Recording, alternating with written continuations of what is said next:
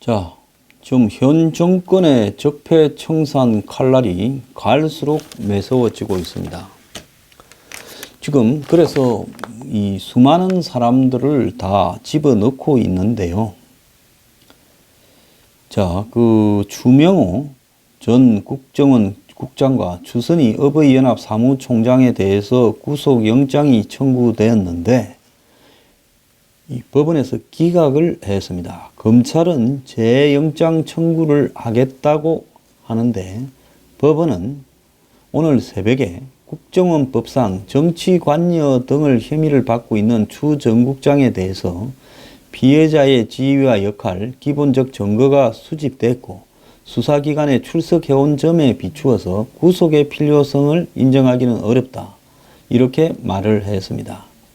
검찰은 추 국장이 국정원 의사결정에 깊이 관여한 최고위 간부다.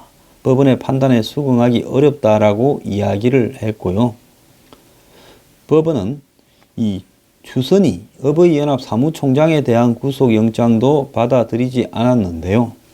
범죄 혐의는 소명된다. 이해하겠다. 잘못한 거는. 그런데 피해자의 신분과 지위, 수사 진행 결과를 고려할 때 도망 및 증거인멸에 염려가 있다고 보기는 어렵다. 이렇게 말을 했습니다. 자, 우리가 법원에 이런 서류들이 말이 어려워서 좀 이해하기 어렵지만은 이 두 사람이 죄가 없다라는 게 아니라 법원의 입장으로 봤을 때는 그래, 수사 잘 해서 다 이렇게 죄를 입증을 했고 그 다음에 이 사람들이 이 수사에 잘 출석해왔고 도망도 안 갔고 가만히 보아하니 정권이 교체되어서 전 정권에서 이런 국정원과 보수단체들 간에 돈을 통해서 여러 가지 일들이 있었던 부분에 관한 건데 또 이 부분에 대해서 수사를 이렇게 열심히 하는 목적도 적폐청산이 되이지만은 가만히 보면 정치적인 어떤 부분, 의미도 포함되어 있기 때문에 잘못한 것은 알겠는데 잘못했다고 해서 전부 구속해서 이렇게 수사 재판을 하는 것이 아니라 불구속 상태에서 재판을 하는 것이 원칙이고 구속을 하는 경우에는 도망이나 증거인멸이나 수사 비협조나 말을 맞출 우려가 있거나 이런 건데 내용 다 정리되어서 잘 끝나 있는데 굳이 구속을 할 만큼의 중대한 그런 범죄라고 보기는 어렵다라는 부분이겠죠. 자, 이런 부분에 대해서 판사들이 영장을 이렇게 기각을 할 때는요. 죄가 있고 없고를 문제가 아니라 어떻게 해서 이런 일을 벌이고 있느냐 하는 배경도 생각을 하니까 그런 겁니다. 자, 이뿐만 아니라 지금 이 국정원의 간부 2명도 지금 오늘 밤에 또 영장을 결정한대요. 신성균 전 국정원 국익전략실장과 유성옥 전 심리단장에 대해서도 영장이 청구된다고 합니다. 어제는요. 보수단체를 관리해온 청와대 행정관 허현준이 전 청와대 행정관 구속됐습니다.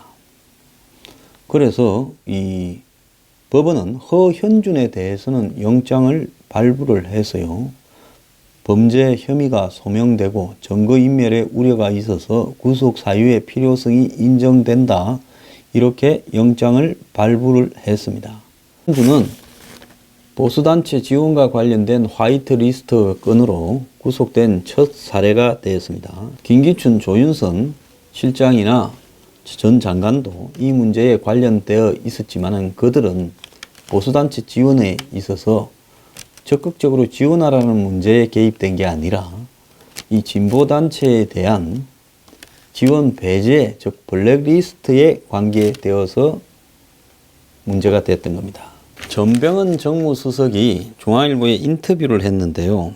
적폐청산에 대해 야당은 MB한테 칼을 겨누고 있다니까 국정원 잘못을 조사하다가 MB 측이 나오게 된 것이지 전 정권을 사정하려고 시작한 게 아니다. 하지만 드러난 잘못을 덮고 갈 수는 없다. 야당이 이걸 가지고 정치 보복이라고 방어벽을 치면 국민이 납득하기 힘들다. 이렇게 말을 했습니다. 그러면서 이 정무수석이 표적으로 한 게 아니라 하다 보니 나왔으니 어쩌겠느냐라는 이야기를 한다는 겁니다. 그래서 연루된 사람들이 수사 과정에서 등장한 거지 결코 그 사람들이 목적이 아니었다 이야기를 하는데요.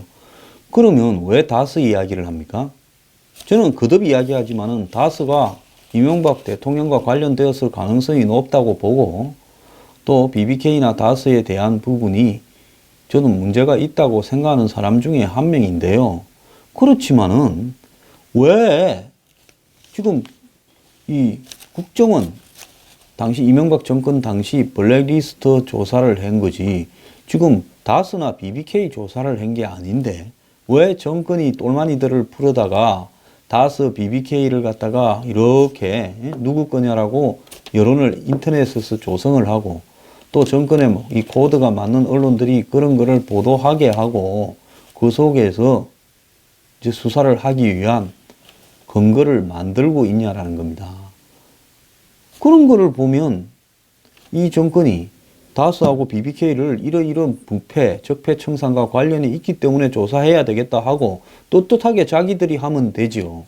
딱 보면 똘마니들 풀어서 분위기 조성하고 알바들 풀어서 알바라고 하는 건 돈 받는 것만 알바가 아니라 정신적 알바를 말하는 겁니다. 정치적 알바들 풀어서 바람 잡고 그런 다음에 그걸 가지고 장난을 치는 이런 행동을 하고 있으면서 정무수석은 아니다. 하다 보니 나온 걸 가지고 비리를 덮고 갈 수는 없지 않느냐라고 이야기를 합니다. 민주당 일각에서 적폐청산의 범위와 기간을 정해 그 안에 끝내야 한다라는 주장도 있다니까. 오히려 적폐청산을 속도감 있게 추진하라는 게 민심의 현 주소다. 부정부패를 모른 척 덮을 수 없듯 적폐청산의 범위와 기간도 정해지지도 정할 수도 없는 거다. 지금 진행 중인 현 정부의 국정원 수사는 일부러 국정원의 잘못을 끄집어낸 게 아니라 댓글 공작이나 스파이웨어 같은 과거 정권 시절 이슈된 문제를 과거 정권이 덮고 처리를 하지 못해서 국정원이 새롭게 출발하려면 이 문제를 정리할 수밖에 없어서 그걸 수사하는 과정에서 자연스럽게 드러난 문제들에 대해서 특별한 봐주기 케이스는 없다라는 거다라고 말을 하고 있습니다. 말 잘했어요. 자, 여기 중요한 이야기가 있습니다. 부정부패를 처리하는 적폐청산의 범위와 기간은 정해지지도 않았고 정할 수도 없다면, 자, 기간이 정해지지 않았다 하면 언제까지 이 정권 내내 하겠다라는 이야기죠. 그러면 범위가 정해지지 않았다 하면 이 MB뿐만 아니라 노무현 정권, 김대중 정권까지도 조사를 할 수 있다는 말일 것인데 왜 조사하다가 툭 튀어나오는 것은 박근혜, 이명박 정부 것밖에 없냐라는 이야기를 제가 하고 싶습니다. 자, 적폐청산요. 시한은 무제한인데 범위는 제한이 있는 것 같습니다. 정무수석 한번 답해 보기를 바랍니다. 범위가 어디까지입니까? MB 정권이 한계입니까? 범위가 없다면 노무현, 김대중 정권까지도 하길 바랍니다. 그런데 이렇게 이야기하겠죠. 노무현, 김대중 정권은 우리가 조사를 안 하니까 나오는 것도 없다고 하겠죠. 그러면 범위가 제한되어 있다는 걸 스스로 인정하는 거 아니겠습니까? 이 말에 한번 대답해 보기를 바랍니다. 한국당이 오늘 윤리위원회를 열어서 박근혜 전 대통령, 서청원, 최경환에 대해서 징계를 한다니까 김태흠 최고위원이 이게 잘못됐다면서 의견 수렴과 공론화 과정이 필요하다라고 이의를 제기했고 또 너무 성급하게 처리를 하고 있고 서청환, 최경환에 대해서는 반대한다고 이야기를 하고 또 전에 한번 처벌을 받은 사람한테 이번에 또 처벌을 하는 것은 일사부재리에 위반된다고 입장을 밝혔습니다. 자, 그런데요. 지금 뭐 박근혜 전 대통령 측에서는 지난 13일 추가 구속이 결정되기 전에 이경재 변호사가 지금 검찰이 엄청난 서류를 던져놓고 재판을 지연시키고 있다. 의도적으로 이런 뉘앙스로 말을 했습니다. 즉 재판에 필요한 증거들을 음선에서 압축하지 못하고 서류 뭉치를 던져놓고 일주일에 4번씩 재판을 하면서 구속 기간을 다 채우게 한 뒤에 또 추가 구속을 해서 하려고 한다 했고요. 그래서 지난 13일 날, 지난주 금요일 날 법원이 추가 구속을 결정한 이후에 16일 날 박근혜 전 대통령이 이 한마디로 정치 보복 법정은 거부한다라는 뉘앙스로 이야기를 했고, 이제 변호사들이 다 사임을 했고 17일 날 이제 이 MH그룹이라고 미국의 아마 컨설팅 회사로 보입니다. 로펌은 아니고요. 그래서 그런 회사들이 많이 있어요. 다른 나라 대선도 개입하고 또 다른 나라의 정치인이나 뭐 문제가 있었던 유명한 사람들에 대해서 인권 문제를 잡아서 그 사람들이 구속되어 있을 때 빼주기도 하고, 리비아 가다피 아들도 빼주는 데 역할을 했다 하는데, 그 회사의 홈페이지나 이런 데 가보면 자세한 설명이 없어요. 보통 저런 류의 회사는 굉장히 엄밀하게 일을 합니다. 그럼 저런 회사는 무엇 때문에 하느냐? 돈 때문에 하지요. 그러면 박근혜 전 대통령이 그런 일을 했느냐? 그건 안 했다고 하니까 안 했겠죠. 그렇다면 누가 했느냐? 박 대통령을 지지하는 교민이나 누군가가 그 회사에 그에게 돈을 주고 이렇게 했겠죠. 그런데 왜 하필 화요일에 갑자기 터지냐? 또 그것도 홍콩에 있는 리포터가 글을 쓴 것처럼 되었어요. 그거는 13일 결과를 보고 그날 터뜨리기로 아마 사전에 준비가 되었겠지요. 그리고 박 전 대통령 측근 중에서 누군가도 박 전 대통령의 수영 생활에 대한 상황을 그 MH그룹에다가 이런 일을 해달라고 청탁한 쪽에다 깊숙하게 접촉은 하고 있었을 거라고 봅니다. 저는 박 전 대통령이 그런 접촉을 하는 자체를 잘못되었다고는 보질 않아요. 본인은 본인을 지킬 수 있는 권리를 행사할 수 있는 것이 민주주의라고 생각을 합니다. 자, 그래서 이 구속이 연장이 결정되지 않았으면 그런 일이 없었을 건데, 결정되니까 이거는 이제 결론은 빤하다. 더 이상 기대할 거는 없다 하고 박 대통령이 나가서 없고 변호사들은 사퇴하고 미국에서는 이런 문제가 나왔습니다. 그런데 이런 부분들을 현 정권을 지지하는 쪽이나 언론들은 간단한 문제로 생각하면서 저래봤자 국민들한테 지지를 못 받고 한마디로 우스갯거리로 지금 자기가 무슨 인권을 탓하게서 했냐, 다른 수행자들과 비교를 해봐라, 이제 이런 이야기를 합니다. 근데 저는 객관적인 언론 입장에서 봤을 때는요, 여러 가지 노림수가 있지요. 첫 번째로는 시간을 끌고 가겠다. 자, 지금 당장 국선 변호인에 대해서 박 대통령이 재판부가 전담 국선 변호인을 지정하기로 했지만은 박 대통령은 접근을 거부하면서 아마 직권으로 선정된 국선 변호인이 변호 활동을 하는데 문제가 있을 수가 있고요. 사건 기록만 12만 페이지라 하는데 변론을 준비하는데도 3주 정도는 걸리는 것이고, 결국 국선 변호인이 재판의 둘러리가 될 가능성이 많습니다.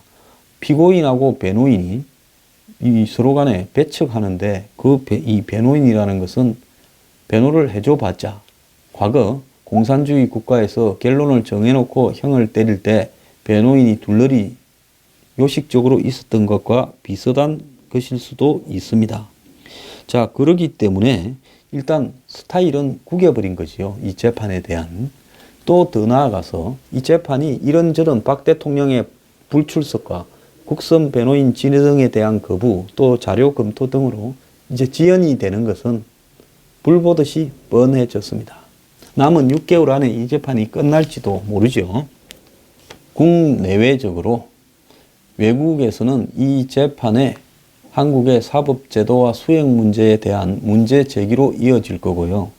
노회찬 의원이 신문지 2장 반에 자기는 독방에 살았다면서 국감에서 누워보기도 했는데요. 그건 한국 안에서 그냥 이야기고, 국제적으로 봤을 때는 일주일에 4번을 재판을 한다든가, 또 당사자의 어떤 이 병인이 이런 이야기들이 문제를 삼자면 또 문제처럼 보여질 수도 있고, 이걸 국제적으로 한번 조사단을 보내서 알아보자, 이런 식으로 만들어 나갈 수도 있고 할 수 있습니다. 그리고 국내적으로는 자유한국당에서 오늘 박 전 대통령이나 오른팔 왼팔을 제명시킨다는데, 출당시킨다는데, 이 부분에 대해서 이 사람들이 저항하면서 친박들이 결집하는 계기가 될 수 있고 장내에서 박 대통령을 지지하는 그룹을 묶어내려고 하는 계기로 볼 겁니다. 근데 박 전 대통령이 가장 원하는 것은 킬링 타임이겠죠. 뭐냐? 문 대통령의 지지가 지금은 높다고 하니까 이런 일들을 해나갈 수 있지만은 지지가 40% 30%로 떨어진 정권이 전 정권을 처벌하겠다고 여기저기 전선을 늘려서 만드는 것 또한 부담이 될 거라는 거죠.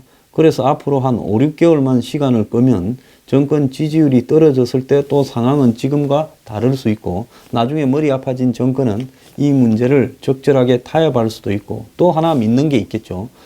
줬다라는 상대방이 이재용입니다. 어제 민사에서는 또 결론이 다르게 나온 게 있어요. 그러니까 이재용이 한국에서 누굽니까? 그건 문재인 정권의 전신인 노무현 정권하고 가장 가깝던 삼성의 출신입니다. 그러니까 이재용 또한 만만치 않게 자신이 빠져나가는 부분에 대한 논리를 만들어 갈 거라 봐요. 그렇기 때문에 이게 지연작전이 되고 재판이 원활하게 굴러가지 않게 되면 또 정치적으로는 문재인 정권이 내려갈 일만 남아있지 올라갈 일이 있겠습니까? 이런 거를 겨냥하고 이 타이밍에 지금 반격에 나섰다 이렇게 저는 보는 겁니다. 자, 그러면 앞으로 이 싸움은 또 문 정권의 한마디로 아주 골치 아픈 어떤 이 시한폭탄처럼 돼갈 거다. 그래서 문 정권이 이 문제에 있어서 제가 봤을 때 뭐 불구속으로 이렇게 재판을 끌고 가면서 나중에 재판에서 실형을 때려서 다시 구속을 하더라도 그런 것이 머리가 좀 돌아가면 택해야 될 방법이라고. 가끔 가다가는 바람을 좀 빼고 터질라면 그러고는 또 바람을 채워 넣고 이렇게 강약을 조절해 가야 되는데 이 정권이 초창기에 한마디로 굉장히 헛바람이 들다 보니까 바람을 조절할 줄을 모르는 것 같아요. 자, 일주일에 4번을 갔다가 몇 시간씩 재판정에 가서 내가 아팠다 이렇게 이야기를 하고 나를 잡으려고 서류를 산더미처럼 해서 재판 일정을 정신없이 끌고 다닌다 이렇게 말을 하면 그 말이 한마디로 문제 제기하는 측의 이야기가 주목될 수도 있다는 겁니다. 국제적으로 봤을 때는요. 그렇다면 이 재판에 있어서 선택과 집중을 해서야 될 정권이 그렇게 하지 못하고 이렇게 이제 박 전 대통령은 완전히 이 기가 빠졌기 때문에 우리가 어떻게 다루더라도 끌려올 거라고 판단착오를 하다가 지금 또 어려운 국면에 처해졌어요. 법원 전체가 고민스럽게 됐는데요. 어쨌거나 앞으로 박 전 대통령은 아마 재판을 거부하고 재판정에 나가지 않을 것이고 그렇다고 전직 대통령을 강제로 끌어다가 구인장을 발부해서 구인장을 방부한다 하더라도 안 나겠다는 걸 강제로 그냥 끌고 갈 수는 없을 거라고 보고 그랬을 경우에 박 전 대통령이 이 정권은 민주주의 정권이 아닙니다 하고 또 재판정에 들어서면서 고함을 친다든지 하면 이 꼴이 되겠습니까? 그러니까 결국은 당사자가 없는 재판이 진행될 수밖에 없다라는 거고 그럼 당사자가 없는 상황이고 당사자가 임명한 변호사도 없는 상황에 당사자가 거부하는 국선 변호인만 세워놓고 재판을 하게 되면 피의자의 자기 주장을 변호할 권리가 피의자가 자청한 거기는 하지만은 잘 반영되지 않은 독재적 재판이다. 이런 모양새가 돼갈 거고 여러모로 참 스타일 구겨버렸는데요. 자, 이런 상황에서 박 대통령이 출석을 원하지 않는데 강제로 출석시킬 수는 있느냐? 원칙적으로는 가능합니다. 그런데 현실적으로 재판부가 구인장을 발부하거나 이렇게 해도 박 전 대통령이 침상에 누워가지고 접이식 매트에 누워서 나가지 않겠다고 버티면 이 구치소의 교도관들을 동원을 해서 물리적으로 끌어내어서 질질 끌고 가서 재판정에 끌어다가 세우기는 어려울 겁니다. 자, 전두환 노태우 전 대통령도 이렇게 끌고 가겠다 하는 방침을 정하자 이 두 사람이 자진 출석해서 재판이 진행됐습니다. 그래서 당사자가 죽어도 안 나가겠다라는데 강제로 끌어다가 재판을 한 선례가 별로 없다라는 거죠. 왜? 대통령이 아닌 대부분의 사람들은 재판정에 안 나가면 판사가 괘씸죄로 더 때릴 거기 때문에 나가지요. 근데 이번 재판은 이제 정치적인 재판으로 만들어 가겠다라는 것이 박 전 대통령 측의 목적이기 때문에 정치적이 될수록 더 유리하다라고 보고 이렇게 하는 부분에서 강제로 끌고 나가면 더욱더 이 정치적인 상황으로 만들어주는 거기 때문에 그렇게 못하겠죠.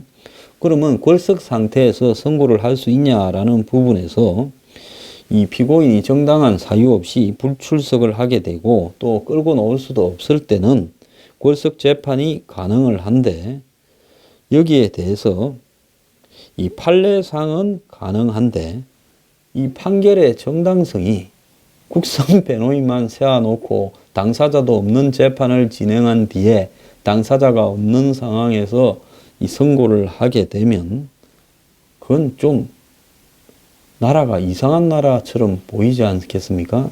그래서 어려울 거고요. 이제는 심리가 그러면 얼마나 지연될 거냐.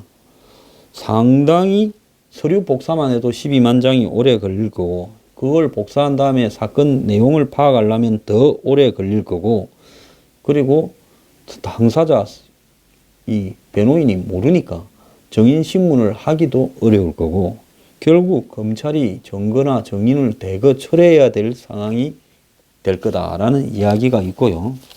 자, 국선 변호인을 계속 접견을 거부하게 되면 변호인이 피고인 없이 재판에 출석해서 증인신문을 하는데 접견하지를 못했을 경우에는 기존에 사퇴한 변호인단이 만들어 놓은 서류를 바탕으로 피고인의 박근혜 대통령의 입장에서 추정해서 변호할 수밖에 없기 때문에 이것도 재판이 꼴이 우습지요. 그래서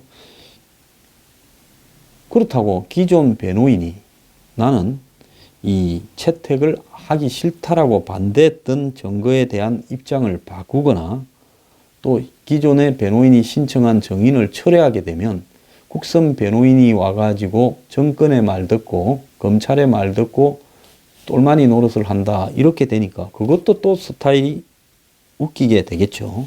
그런데 12만 페이지의 자료를 검토하고 변호를 갖다가 이 몇 줄을 공부를 해서 변호를 해야 될 변호인의 보수는 얼마냐 하니까 사건당 40만 원인데요. 재판 규모에 따라서 재판장의 재량으로 5배까지 정액을 할 수 있답니다. 그러면 박근혜 전 대통령 사건의 최대치로 200만 원을 받을 수 있는데 200만 원을 받고 이 사건을 할 사람이 있겠느냐. 또 박 전 대통령 같은 경우에는 이 규모가 방대해서 사건에 국선 변호인 여러 사람이 지정될 수 있는데 국선 변호인만 전업으로 하는 사람이 아니고 대부분 사선 변호인도 하는 사람도 많지요. 그런데 이 일을 맡게 되면 사선 변호인 딴 일을 하기가 어려울 거 아닙니까? 변호사가 하나만 해서 먹고 삽니까? 이것저것 많이 해야 먹고 살지요. 그래서 국선 변호인 중에 200만 원을 준다고 해도 한 5명을 임명해 준다고 해도 이 사건을 맡아서 국선 변호인이 욕들을 일만 있지 실익이 없는데 하겠다라는 사람이 있을 건가도 의문입니다. 서울중앙지법 전속 국선 변호인이 400명이고 전속이 아니라도 관할 구역 내 변호사나 사법연수원 공익법무관 중에서 지정할 수도 있고 또 인접법원에서 데려올 수도 있는데 그런데 국선 변호인 찾기가 제가 볼 때 좀 하늘의 별 따기가 아니겠는가 생각을 합니다. 이래저래 박근혜 전 대통령 재판은 앞으로 제대로 굴러가기는 틀린 것 같습니다.